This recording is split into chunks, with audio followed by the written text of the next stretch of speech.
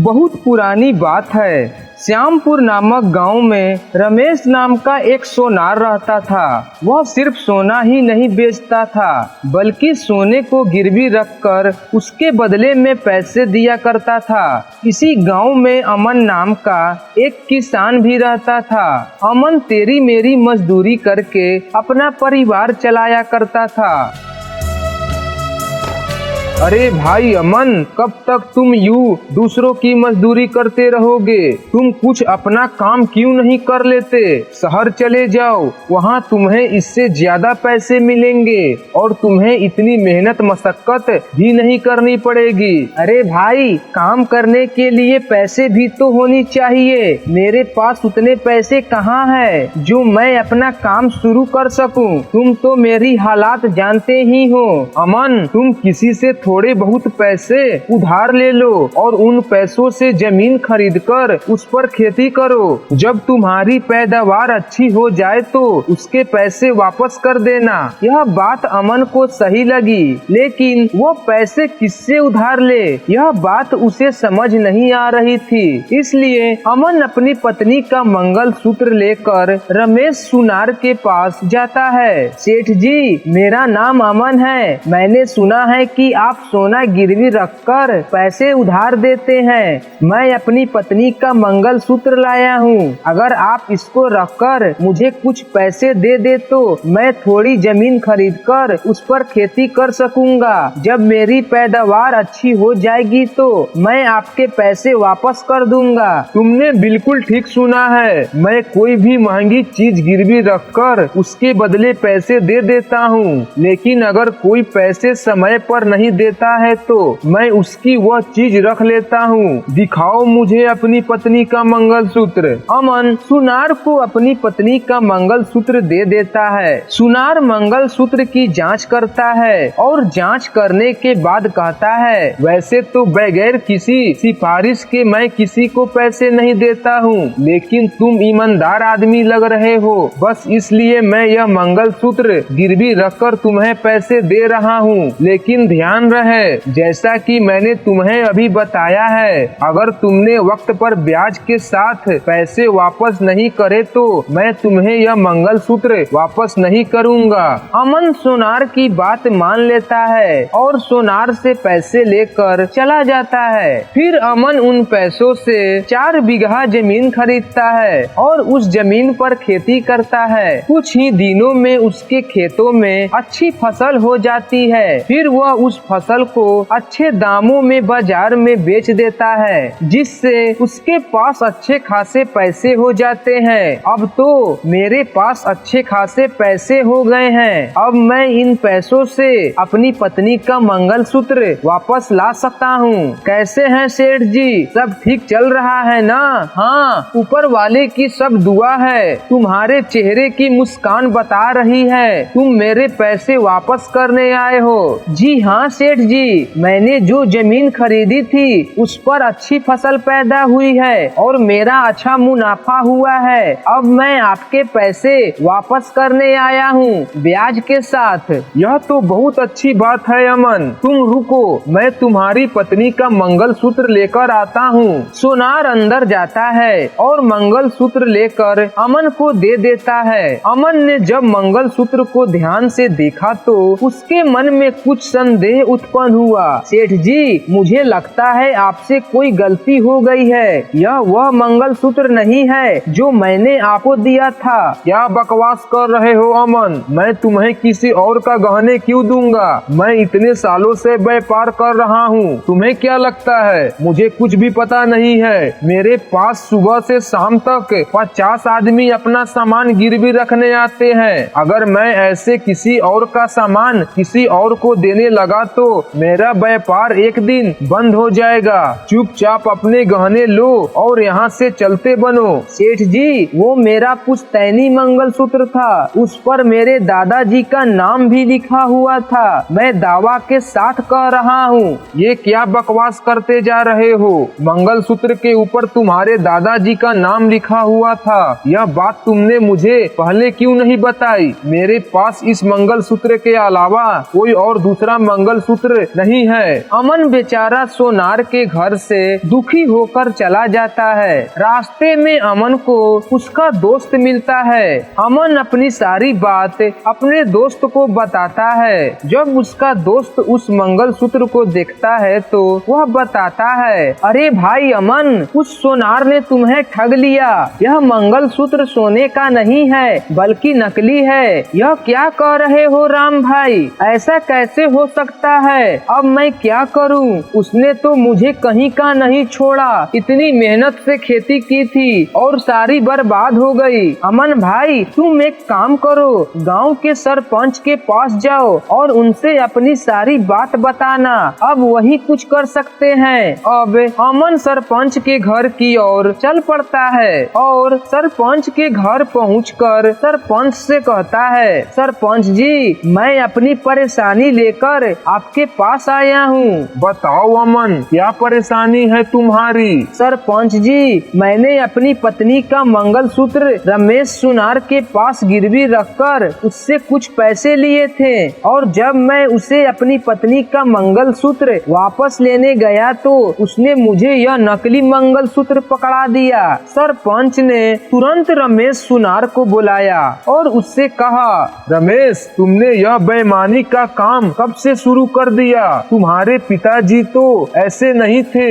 ये तुम गरीब लोगों की मजबूरी का फायदा उठाते हो। सरपंच जी, आप तो जानते ही हैं यह हमारा कितना पुराना काम है। भला मैं ऐसा क्यों करूँगा? किसी का असली सोना लेकर उसे नकली सोना दे दूं, इस तरह तो मेरा धंधा ही बंद हो जाएगा। इस आदमी के अलावा आज तक मुझ पर किसी ने इल्जाम नहीं लगाया है। अमन, रमेश ने तुम्हें धोखा दिया है। तुम्हारे पास इसका कोई सबूत है? सरपंच जी, मैंने जो मंगलसूत्र इनके पास गिरवी रखा था उस पर मेरे दादाजी का नाम लिखा हुआ था, लेकिन उन्होंने जो मुझे मंगलसूत्र वापस किया है उस पर कुछ भी नहीं लिखा है। जब यह मंगलसूत्र मैंने अपने दोस्तों को दिखाया तो उसने इसको नकली बताया। अब इसके अलावा मैं क्या सबूत दे सकता हूँ? सरपंच जी, जब मैंने मंगलसूत्र गिरवी लिया था तो मैंने उसे जांचा नहीं था कि मंगलसूत्र असली है या नकली। वैसे तो मैं सोना देखकर ही गिरवी रखता हूँ, लेकिन मुझे अमन ईमानदार आदमी लगा, इसलिए मैंने मंगलसूत्र की जांच नहीं की। मुझे क्या पता था कि ये इतना बड़ा मक्कार है। तुम दोनों की बात सुनकर मुझे कुछ समझ नहीं आ रहा है कि किसकी बात पर भरोसा किया जाए और किसकी बात पर नहीं किया जाए। इसलिए तुम दोनों यहाँ से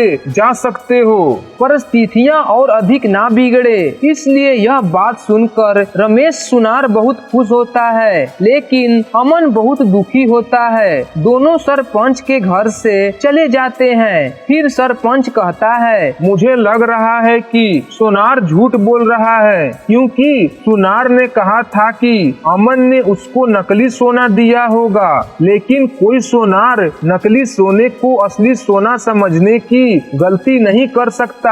अगर उस किसान को धोखा देना ही होता तो वह ब्याज सहित कर्ज चुकाने आता ही क्यों? इसलिए मुझे लगता है सोनार ही धोखेबाज है। इस तरह तो इसने बहुत से गरीब लोगों को लूटा होगा। मैं चाहता हूँ कि वह सोनार रंगे हाथों पकड़ा जाए। तुम एक काम करो, किसी तरह सोनार का वो संदूक जिसमें वह सोना रखता है यहाँ तक ले आओ, तो हम सोनार की बेईमानी साबित कर सकेंगे। सरपंच जी, आप सही कह रहे हैं। मेरे पास एक सोने का हार है। मैं कल भेष बदलकर सोनार के पास जाऊंगा और उस हार को गिरवी रखने के लिए कहूंगा। अगर उसने मुझे नकली हार दिया तो सोनार का सारा राज खुल जाएगा। सरपंच का आदमी ऐसा ही करता है और अगले दिन वह हार लेकर सोनार के घर पहुंच जाता है। सेठ जी, मैंने यह सोने का हार लाया हूँ। आप इसको गिरवी रखकर मुझे कुछ पैसे दे दो या फिर इस हार को खरीद लो। सोनार ने हार को हाथ में लिया और ध्यान से उसे जांचने परखने लगा, लेकिन सोनार को इस बात का भी शक हो रहा था कि सामने वाला व्यक्ति कोई व्यापारी तो नहीं लगता। इसका मतलब ये आदमी हार चोरी करके लाया है। मुझे इसकी कीमत कम से कम लगानी चाहिए। मैं इस हार को खरीदना तो नहीं चाहता, लेकिन तुम कह रहे हो तो मैं खरीद लूंगा। लेकिन मैं इस हार के तुम्हें केवल 2-3 हजार रुपए ही दे सकता हूँ। इसके ऊपर मैं तुम्हें 1 रुपया भी नहीं दे सकता। बेचना है तो बताओ, वरना चलते बनो। सेठ जी, इस हार की कीमत बहुत कम लग रहा है। आप कम से कम 60,000 रुपए तो दे दो। सेठ जी, अगर मुझे पैसों की जरूरत न होती तो मैं यह हार कभी नहीं बेचता। जब किसी आदमी को पैसों की जरूरत होती है तभी आदमी अपनी चीज बेचता है। तुम यह कोई नया नहीं कह रहे हो। मैं तुम्हें इस हार के 4,000 रुपए दे सकता हूँ। बेचना है तो बात करो, वरना चलते बनो। सेठ जी, मैं यह हार आपको 4,000 रुपए में देने के लिए तैयार हूँ, क्योंकि मेरे पास और कोई चारा नहीं है। सोनार अशोक को 4,000 रुपए दे देता है और फिर अशोक 4,000 रुपया लेकर वहाँ से चला जाता है। इसके बाद सोनार के घर एक आदमी आता है और सोनार से कहता है, सेठ जी, दरअसल बात यह है कि सरपंच जी के घर से उनकी पत्नी का हार चोरी हो गया है। हमें शक है कि उस चोर ने चोरी का माल तुम्हें बेचा हो। हम गांव के हर एक सोनार से पूछताछ कर रहे हैं, इसलिए आपसे भी पूछताछ करने आए हैं। अगर आप हमारा सहयोग करेंगे तो हमारा कार्य जल्द ही पूरा हो जाएगा और हम यहाँ से चले जाएंगे। जैसा आप समझ रहे हैं ऐसा कुछ नहीं है। मैं एक ईमानदार आदमी हूँ। मैं कभी चोरी का सामान नहीं खरीदता। मेरा यकीन करो, मैंने किसी से कोई हार नहीं खरीदा है। बात करते करते सरपंच का आदमी सोनार का वह संदूक खोल देता है जिसमें सोनार सोने का सामान रखता है। सरपंच का आदमी देखता है हार संदूक में मौजूद था। हार उठाकर सरपंच का आदमी कहता है, अरे, यह तो वही हार है जो सरपंच जी की पत्नी का चोरी हुआ था। लेकिन तुमने तो कहा था कि तुम चोरी का माल नहीं खरीदते हो, तो ये हार तुम्हारे पास कैसे आया? मतलब तुम झूठ बोल रहे थे। सरपंच के आदमी की बात सुनकर सोनार घबरा जाता है, लेकिन अब किया भी क्या जा सकता था। सर झुकाकर ही वहीं खड़ा हो गया। सरपंच का आदमी गुस्से में आकर कहने लगता है, धोखेबाज, मक्कार, झूठे आदमी, यह संदूक उठा और सरपंच जी के पास चल, वहीं तेरा फैसला होगा। सरपंच के आदमी ने संदूक को उठाकर सरपंच के पास ले जाता है। अब सरपंच सोनार से कहता है, बताओ तुम्हारे पास यह हार कैसे आया, और यह बताओ कि तुम व्यापार कैसे करते हो और लोगों को पागल बनाकर किस किस के साथ तुमने यह धोखेबाजी की है। इस धोखेबाज का ये संदूक खोलो। जैसे ही संदूक खुला वैसे ही अमन ने अपना पुश्तैनी हार खोज लिया, जिस पर अमन के दादाजी का नाम लिखा हुआ था। सरपंच जी, मुझे माफ कर दीजिए, मुझसे बहुत बड़ी गलती हो गई है। मुझे इन गरीब लोगों के साथ ऐसा नहीं करना चाहिए था। तुमने जो किया है यह कोई साधारण अपराध नहीं है जिसके लिए तुम्हें माफ कर दूं। इसके लिए तुम्हें सजा तो मिलेगी ही। उससे पहले मुझे यह बताओ कि तुम इस काम की अंजाम कैसे देते थे। दरअसल बात यह है कि जो लोग मेरे पास गहने गिरवी रखने आते थे, मैं उन गहनों को गिरवी रखकर हूबहू वैसे ही नकली गहने बनवाकर उन्हें लौटा दिया करता था। जब लोगों को मेरे इस छल को पता चलता था तो वो मेरे पास आते थे। मैं उल्टा उन पर ही इल्जाम लगाकर उन्हें वहाँ से भगा देता था। यह हार चोरी का है मुझे मालूम था, लेकिन मैंने लालच में आकर उस आदमी से यह हार खरीद लिया था। सरपंच सरपंच जी, अब मैं आपको अपनी सारी बात बता दी है, अब तो मुझे माफ कर दो। तुम्हें सजा तो जरूर मिलेगी, वरना कल कोई तुम्हारी जैसी हरकत न करे, इसलिए तुम्हें इस गांव से निकाला जाता है और कभी भी इस गांव में आने की कोशिश मत करना। इस तरह सरपंच गांव के बहुत से आदमियों को इंसाफ दिलाता है। सरपंच की इस चतुराई से गांव के सभी लोग खुश हो जाते हैं।